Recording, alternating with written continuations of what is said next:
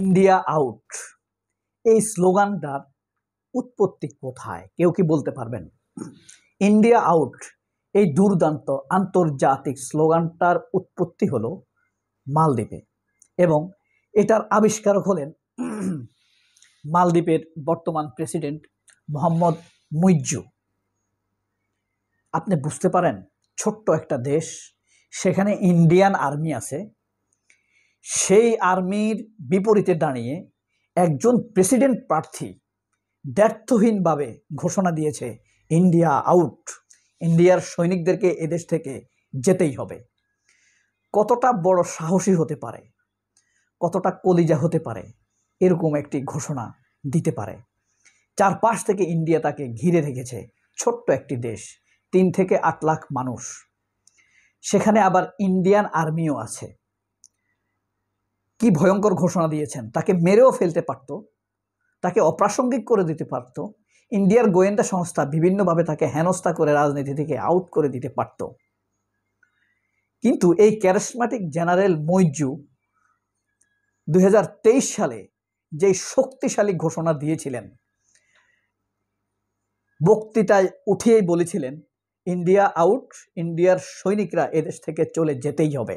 এরপরে বলেছেন আউযুবিল্লাহি মিনাশ শাইতানির রাজিম, বিসমিল্লাহির রহমানির রহিম। তারপরে তিনি বক্তব্য শুরু করেছেন। আপনারা জানেন মালদ্বীপ ইসলামিক প্রজাতন্ত্র, 100% মুসলমানদের দেশ। পৃথিবীতে 2টি মাত্র দেশ আছে, সৌদি আরব এবং মালদ্বীপ। আরব আমিরাত 100% মুসলমানদের দেশ নয়। কাতারকে 100% মুসলমানদের দেশ বলা হয়, কিন্তু কাতারে বর্তমানে বাইরের মানুষকে জমি কিনা অনুমতি দেওয়া হয়েছে এবং দুবাই আরব আমিরাতেও অনুমতি দেওয়া হয়েছে। গোল্ডেন কার্ড বিভিন্নভাবে তারা নাগরিকত্ব দিতে শুরু করেছে বিভিন্ন ধর্ম পেশা জাতির মানুষকে। কিন্তু মালদ্বীপ এখনও 100% মুসলিম, ছোট হলেও। কিন্তু এই দেশটিতে সবসময় আমি দেখছি কারিশমাটিক, এর আগে আরেকজন নেতা জন্মগ্রহণ করেছিলেন আপনাদের মত, তাও তারুণ্যদীপ্ত, নাশিদ, আন্নি নাশিদ। জাস্ট আপনার মামুন আব্দুল গায়ুমের পরে সে প্রেসিডেন্ট হয়েছিল, কিন্তু তার ভিতরে লুকায়িত ছিল ভারতপন্থা। এই কারণে সে রাজনীতি থেকে আউট হয়ে যায়। ইন্ডিয়ার মানুষ ওই ভারতপন্থা রাজনীতিকে পছন্দ করে না। নেপালে মালদ্বীপের মানুষ ঠিক বাংলাদেশের মানুষের মতো, বাংলাদেশের মানুষও ইন্ডিয়ানপন্থী রাজনীতি পছন্দ করে না। কিন্তু বাংলাদেশের গানের উপরে বারবার মানুষ প্রতারণা করে, ক্ষমতায় আসে ইন্ডিয়ার বিরোধিতা করে, ক্ষমতায় আসার পর তাদের মধ্যে ইন্ডিয়ান পন্থা দেখা যায়। আপনারা নিশ্চয়ই আমার থাম্বনেইলে দেখেছেন মুইজ্জুর ছবি, আদা পাকা দাড়ি। তার জন্ম হলো 1968 সালে। 1968 সালের আপনার 15ই জুন তার জন্ম। বয়স মাত্র 47। ভাইবা দেখেন, তারেক রহমানের চাইতে 12 বছরের ছোট। তারেক রহমানের বয়স এখন কত? 59, 60 হয়ে গেছে প্রায়, নেক্সট জন্মদিনে 60 হয়ে যাবে।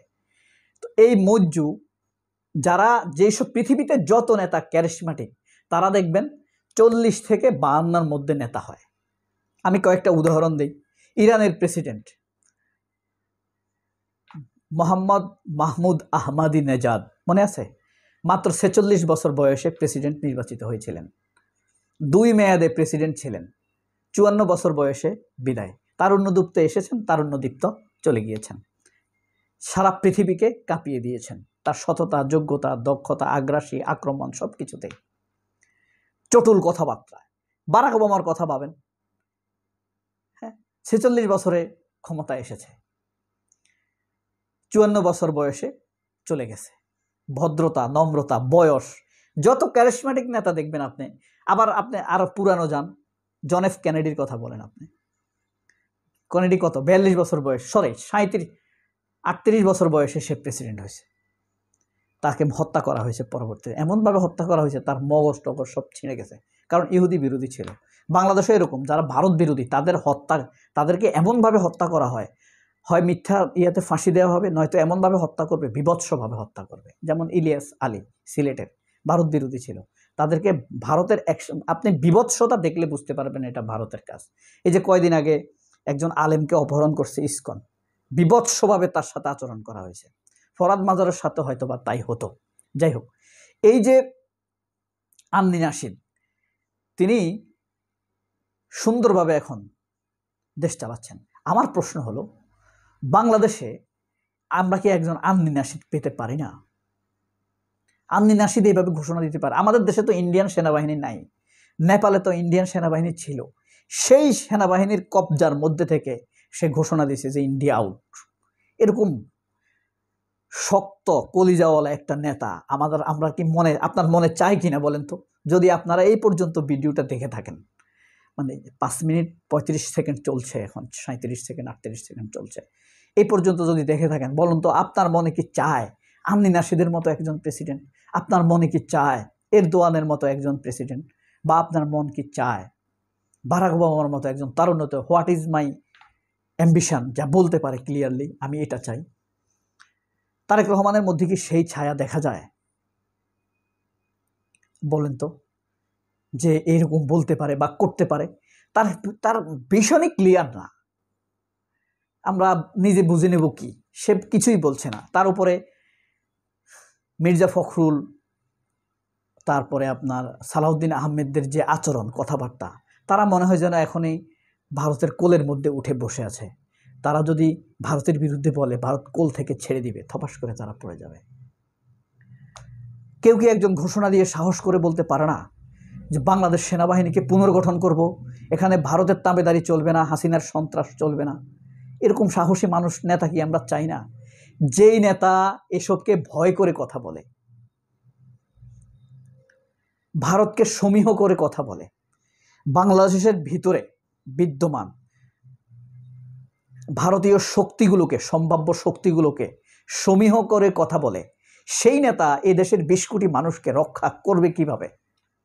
ব্যবসা বাণিজ্যকে রক্ষা করবে কিভাবে? নিজের স্বতন্ত্র নীতি কিভাবে ছড়িয়ে দিবে মানুষের মধ্যে?